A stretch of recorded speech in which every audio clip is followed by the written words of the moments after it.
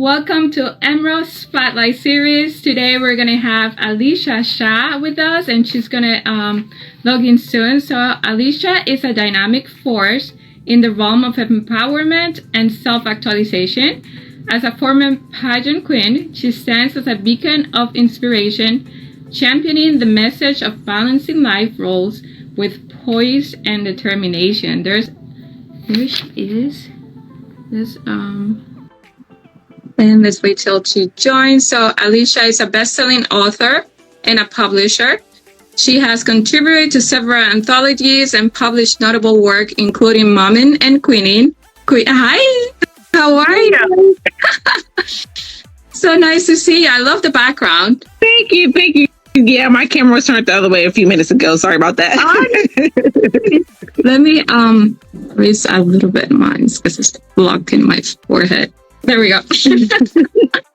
So I was just saying that you have published a few books, anthologies, like Mommin and Queenin, and another one was Queenin, How God Turned Our Stories into His Glory. Yeah. And Wife and Queenin, Godly Women Living the Wife Life. So yes. Talk to us a little bit more about yourself. Oh, wow. So yes, I am a mother. I am a wife. I now say former pageant queen because my last title of Miss Black Delaware USA ended last year. So right now I'm a former pageant queen. I don't know if I'm going to go back, and I feel like I have to stay in the pageant world for a little bit, but right now I'm taking a break. Yeah. I actually have a background in counseling and mental health, but now I'm not working under that field. I work as a project manager now. And basically, I'm all about just empowering women, empowering mothers, empowering wives, just to not get lost in the roles of mother and wife, but to queen them by, practicing self-care and building your confidence and just building your faith, because that's what's helped me not get lost in my roles and what's helped me be able to still achieve goals for Alesha, but still be a wife and a mother. I love it. But I love how you push for women that, have kids. So you sometimes get lost in the role of being a mom. But you have to take some time for yourself. Yes. I had to learn that the hard way. And the crazy thing about it is people think, this is probably weird to say, but I think the pandemic was the best thing to happen to me, because prior to the pandemic, I felt like I was kind of robotic. Like I was in mother role, I was a wife, but I wasn't anything other than those two things. And I felt like my life was just on autopilot. Autopilot.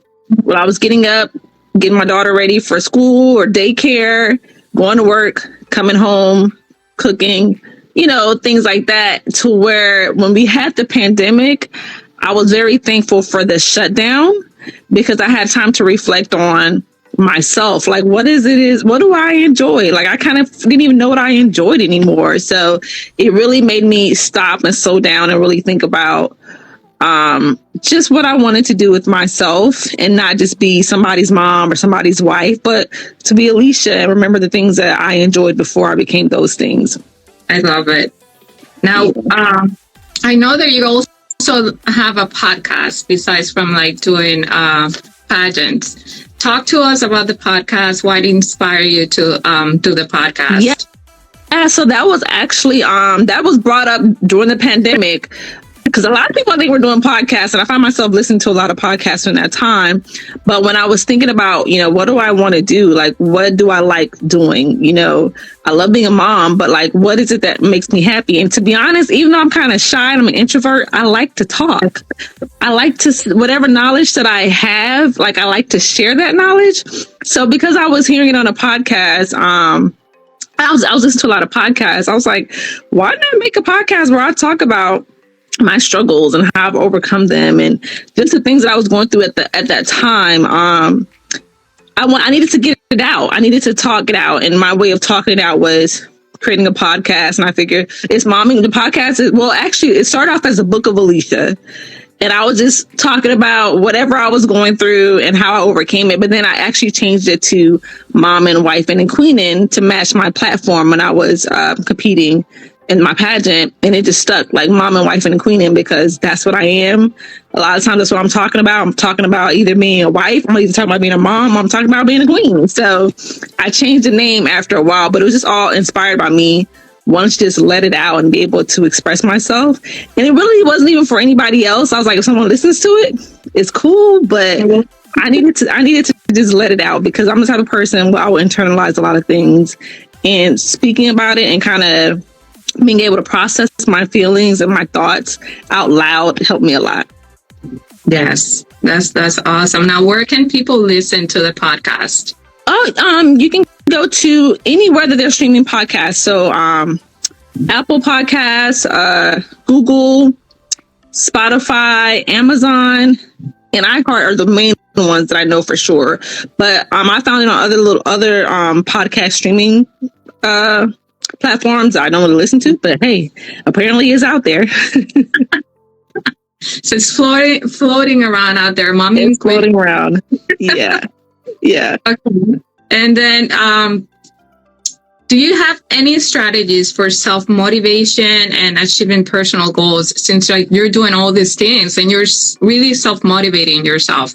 How do you like make that happen, and what advice would you have for other people that might want to do stuff and just doesn't know how? They don't know how. I think it all starts with just you realizing that you're worth it. Like, you're worth whatever goal that you want to achieve. Like, you're worth being mentally healthy. Like, you're worth taking care of yourself. And I think once you see yourself as worthy, motivating yourself comes with the flow. There was a time where I felt like, I'm not gonna say that I wasn't worthy, but I felt like I didn't really have much to offer. Like, I'm like, what are my talents? Like, what can I do other than, again, I was a counselor before, but like, other than being a counselor, other than being someone's mom, like, what can I do? And I realized when I started like just looking at myself and valuing who I was and like appreciating who I was, it was easier to motivate myself. And I think we have to realize or take a note of what you're saying to yourself. A lot of times we tell ourselves things that are kind of self-defeating, negative. Yeah, they're like self-defeating, and we don't even realize we're saying those things over and over to ourselves. Or like it becomes so second nature for you to down yourself that you don't even realize that you're doing it, and it affects how you feel, and it affects how you move throughout the day. So I'm always mindful of what I'm telling myself.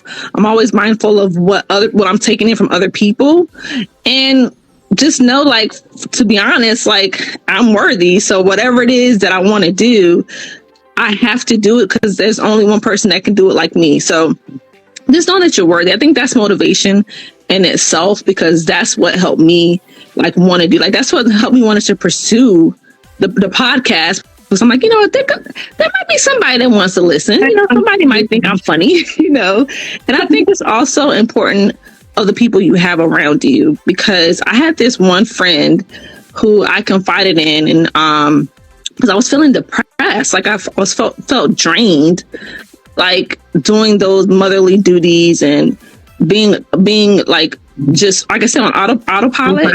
And I remember feeling depressed, and like having a lot of anxiety about things. And this one friend was like, I guess every time I was talking to her, I must have sounded depressed or I must have sounded terrible. But she was like, girl, like, everything you're saying is like depressing. She's like, you have to watch what you're telling yourself, because you begin to feel like, or you begin to act on how you feel about yourself. And I was like, you know what? And she was like, what do you want to do? What do you want to do? And I was like, well, I want to do the podcast. And like months had passed, and she was like, where's the podcast? What are we doing with this podcast? And I was like, I wasn't working on it. I was like, I'm working on it. I'm figuring it out. And it was her and her like belief in me that I could do something was like, okay, maybe I can. So she was like, I'm going to give you a date. If I call you and you tell me you haven't started this podcast by this day, we got to talk.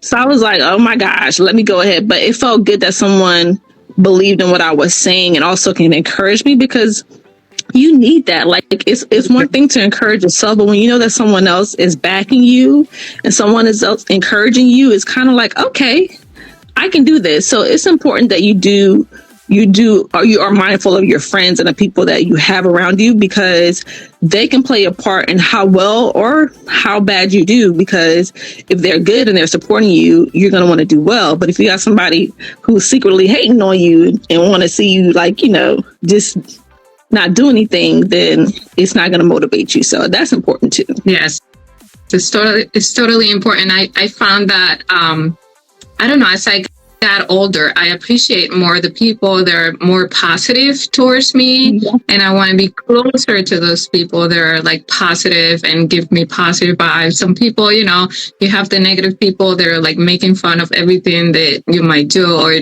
do not do or whatever. But I find that I kind of like I'm stepping away a little bit from those type of people and just like find the people that are supporting me throughout my journey and the things that I want to do and like are excited for me. You know what I mean? Yeah. And the crazy thing about it is, like, I think you learn a lot about the people that are around you, because if you're succeeding and you're doing well, those that really have your back is going to root you on. They're going to support you. They're going to, and then there's the ones that you probably thought were going to support you and thought they're going to be there. They start to like back away. You're like, wait a minute. Like, I thought that.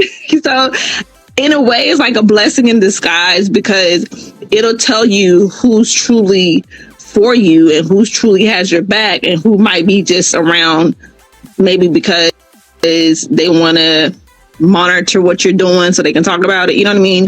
So yeah. I definitely think that it's important that you're mindful of who you're sharing things with, who you're hanging out with, who you're letting into your spirit a lot, because yeah, I learned as I got older too. Now, at what age did you first participate in pageants? Was that something you did when you were younger, or something that you started doing as a married person? No, actually, I did it when I was younger, but I think I still started late compared to people that are really into like pageantry. My first pageant actually was in my high school. We had like a high school beauty pageant.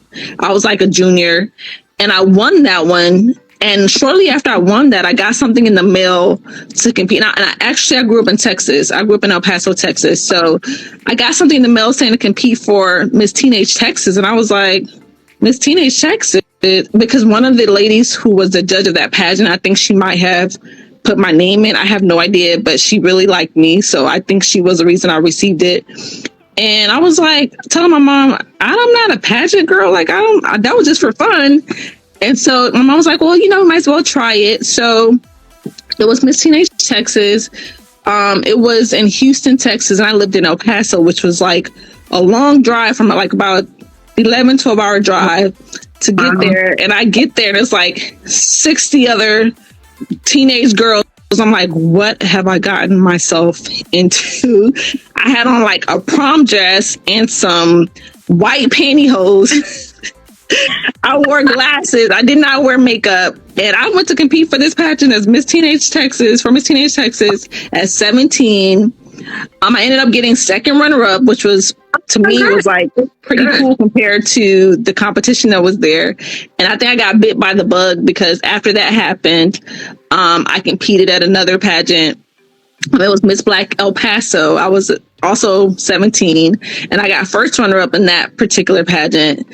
And then I kind of like stopped because, again, we were not a pageant family. Pageants are expensive.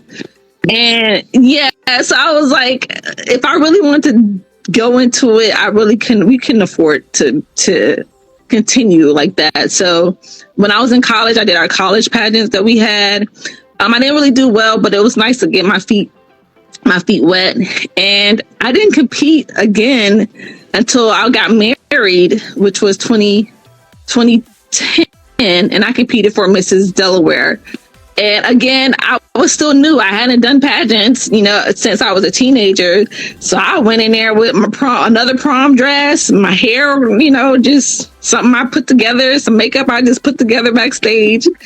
And of course I did terrible, but I was like, it was something that I knew I would do again, but I just didn't know when I would do it again. So I did it on and off for several years as a married woman, until I decided to compete again in 2022.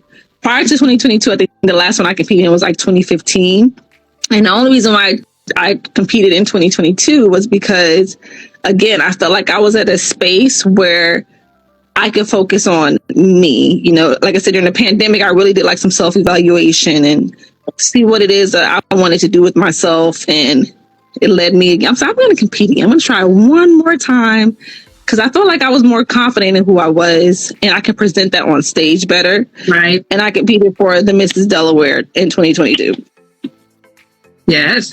And you got Mrs. Delaware. Yes. Yes. Yes. And you know what's so crazy? Because I followed that pageant for years after I competed in 2010. I followed it and I kept saying, I think I'll try it one of these years. And then after a while, I didn't follow it anymore. Just life happens. And I didn't really, I just didn't know what was. And I was like, is it still around? Is there still, like, I didn't even know if there was still the opportunity. And it's just funny how that's the one that I circle back to. And that's the one that I ended up winning that year. So it was pretty cool. Like, what do they call it? Like I can't remember the term that they use. But yeah, it was just cool to come back and actually win. Yeah. So what valuable lessons have you learned from the experience in pageants? Oh. I know there's a lot of things that I had no idea that you had to deal with in a pageant and things like that. So I don't know. Yeah, I think what you would like to pick on. I think is the most important thing that I've learned is you have to live the life of the queen. You have to be a queen before you get the title. And to me, a queen is someone who's, confident, who's, making moves in the community, someone who's doing something for themselves, someone who can be a beacon of light, for other people. Because when you have a title, people are looking at you. You have to be able to be confident enough to be approached by people.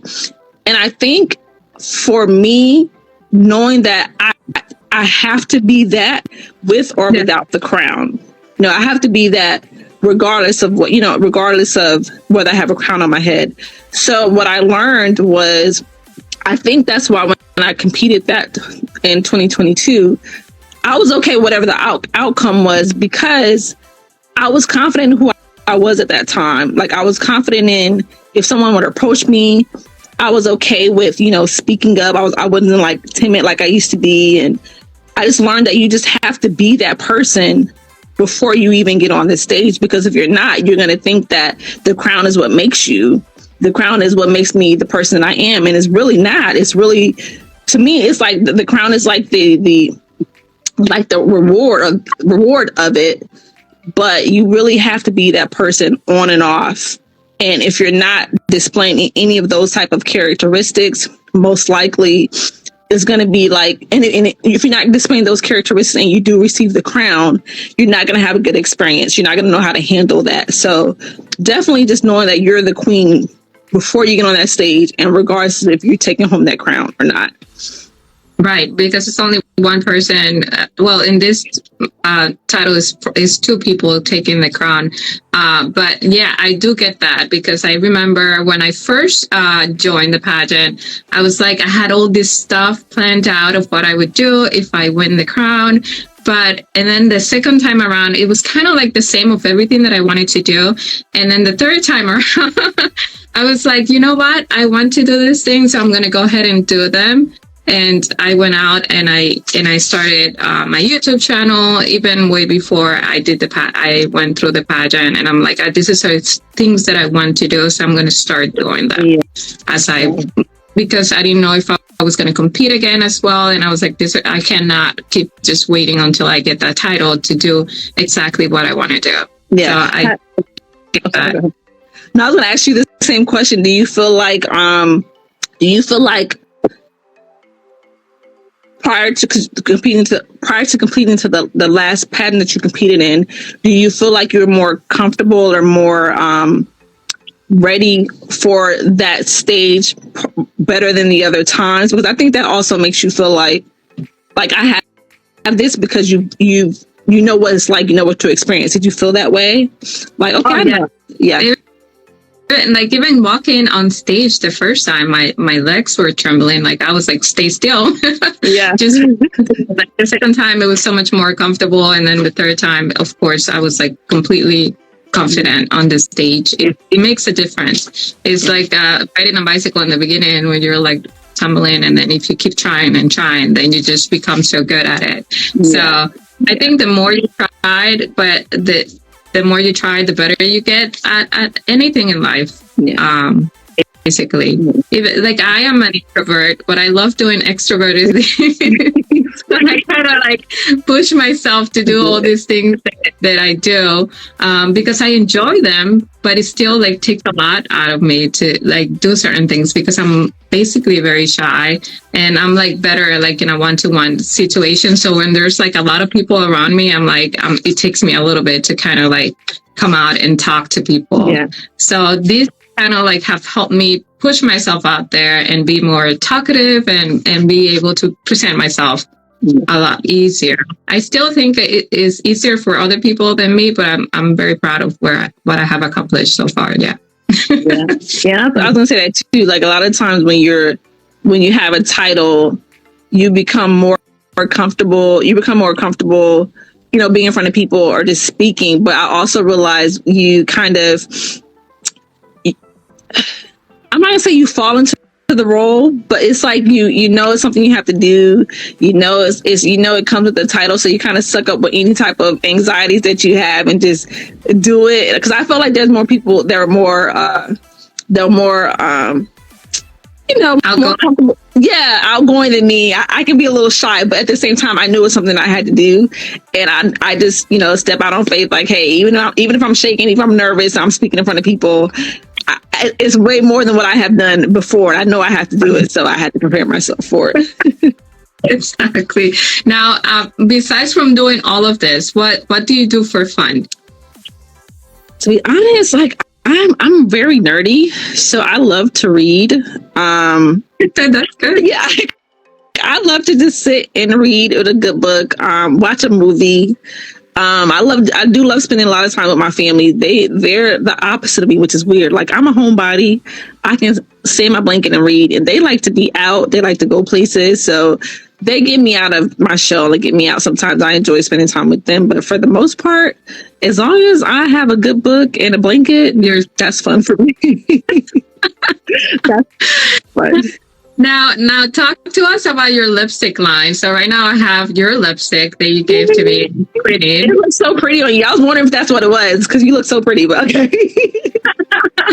Yeah, I was like, I have to put on the lipstick. I love it. It's like a great red.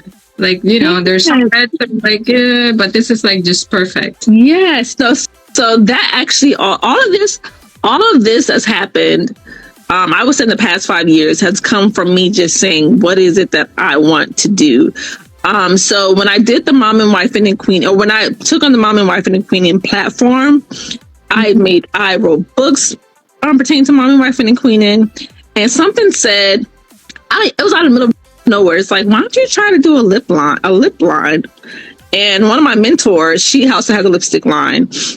And I asked her, I was like, do you mind if I ask, like, how did you do, like, what did you do? And she gave me all the information and, told me what to look into. And it was something I was like, I don't know if people are going to support this. I don't know if I should do it or how it's going to end up. But I wanted to do it because I feel like we like to be girlies. We like to wear makeup. We like to do things that make us feel pretty. And that's one of the things that was important to me as well. Like, we can still have families and work, but still look pretty and dress up a little bit and put on some lipstick and just feel girly. So I decided to do the lipstick line just kind of as a way of self-care, taking care of yourself and making sure that you feel pretty.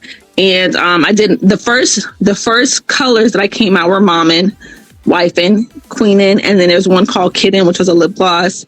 And I just put it out there to see if people were going to like it, to see if it was something that they loved, and they did. So I've been like basically keeping with the lipstick line because it was something I just threw out there to see how people were going to take it and to get a little extra money to compete because I was also competing for another title. and it just kind of stuck. People love the lipstick, they love the colors.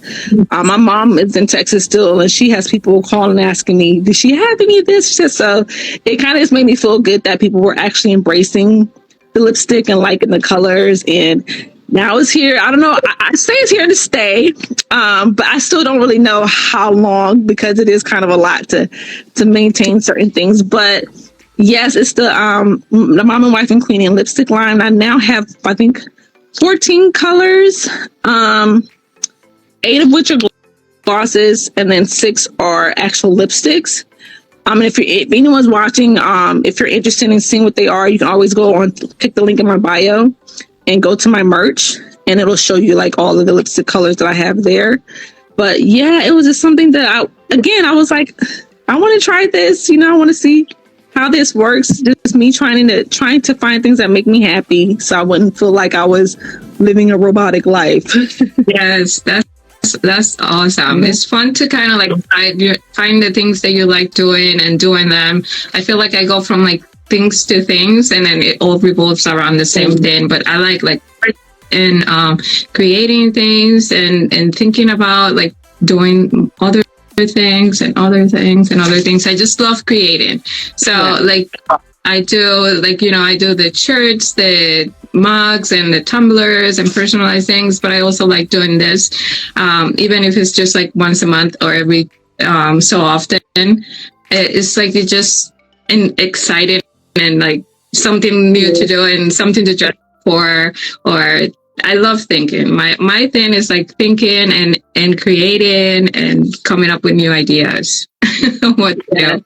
Yeah, and I think that, to me, I think that's what makes things, well, for me, I don't think I'm creative. I feel like I have to be inspired to do something, but I do feel like things like that are like hidden talents that keeps people moving and keeps them feeling good about that. To me, that's a form of self-care. If you're a creator, if you're someone that likes to create things and make things like that, that's what makes you happy. That's what keeps you going. And I think everyone should have something that keeps them going. Yeah. All right. So we're going to wrap up. It's been great talking to you and getting to know a little bit more about you. But as we wrap up our session, could you share some words of wisdom for the audience? Some words. Yes. Wisdom. I don't know if I could say that right. I just want to go back to basically what my whole platform stands for, which is Mommin, Wife, and Queening, empowering women not to get lost in their roles, but to queen them by building your faith and practicing self-care. And what I mean by that is, for me, in order for me to maintain my sanity, I had to utilize my faith. I had to see what God wanted me to do, look at what he created in me and how I can be a blessing to others. So what I would like to say to people is always know that you are here for a purpose. Always know that even if you have, your role as a mom, your role as a wife, or even as an employee somewhere, whatever role you take on, just know that you're here for purpose. And that's not the only thing that God has you here for. So it's important for you to take care of yourself and make sure that you're not pouring from an empty cup, because that's when we begin to feel defeated and begin to feel like there's nothing for us to give. But it's important for you to always have people around you to fill your cup. It's also important for you to know that no matter what, there's more to you than whatever role that you take on. So know that you're here for a reason. You're here for a purpose. It's just a matter of you tapping into that and understanding who God has created you to be. So, man, I love it. Thank you so much for being here and for spending some time with us. I absolutely always feel so comfortable talking to you. You just make everything like flow. So I appreciate you so much, and keep going. You're doing amazing. Thank you so much. You too. I've been enjoying watching your journey. Like, I've been so happy for you. You don't even know it. Thank you. Do not know it. I'm so proud of you. Thank you. Yes. All right. See you all.